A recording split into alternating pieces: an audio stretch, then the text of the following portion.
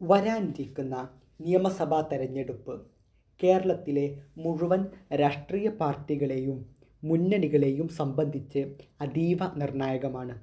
ഏത് വിധേയനെയും വിജയിക്കുക എന്ന ഒറ്റ ലക്ഷ്യം മാത്രമാണ് എല്ലാ മുന്നണികൾക്കും രാഷ്ട്രീയ പാർട്ടികൾക്കുമുള്ളത്.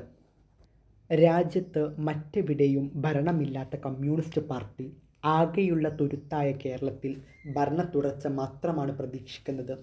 അതിനുവേണ്ടി സ്ഥാനാർത്ഥികളെ മണ്ഡലം മാറ്റിയും പുതുമുഖങ്ങളെ കളത്തിലിറക്കിയുമുള്ള പരീക്ഷണത്തിനാണ് CPM ആലോചനകൾ പുരോഗമിക്കുന്നത്.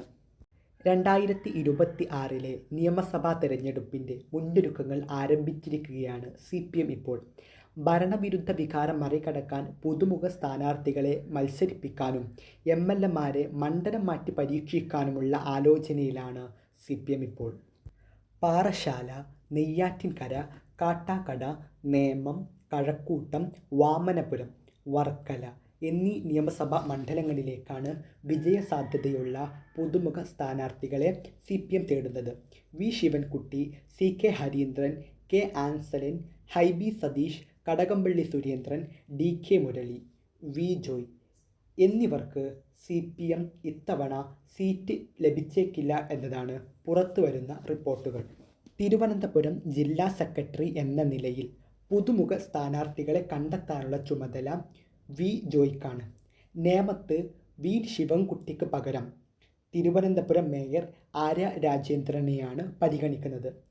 DYFI തിരുവനന്തപുരം ജില്ലാ സെക്രട്ടറി ഷിജു ഖാൻ, രാജ്യസഭാ MP AA റഹീം എന്നിവരും സ്ഥാനാർത്ഥി പട്ടികയിലുണ്ട്. 14 നിയമസഭാ മണ്ഡലങ്ങളാണ് തിരുവനന്തപുരം ജില്ലയിലുള്ളത്. 2021 ഒരു സീറ്റിൽ മാത്രമാണ് UDFന് തിരുവനന്തപുരത്ത് വിജയിക്കാൻ സാധ്യമായിട്ടുള്ളത്.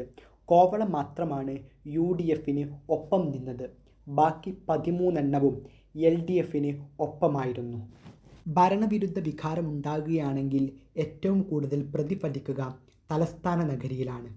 അവിടെ തങ്ങൾക്ക് പരമാവധി വോട്ടുകൾ ശേഖരിക്കുക എന്ന ലക്ഷ്യത്തിലാണ് CPM പുതുമുഖ സ്ഥാനാർത്ഥികളെ തലസ്ഥാന നഗരിയിൽ മത്സരിപ്പിക്കാൻ ശ്രമിക്കുന്നത്.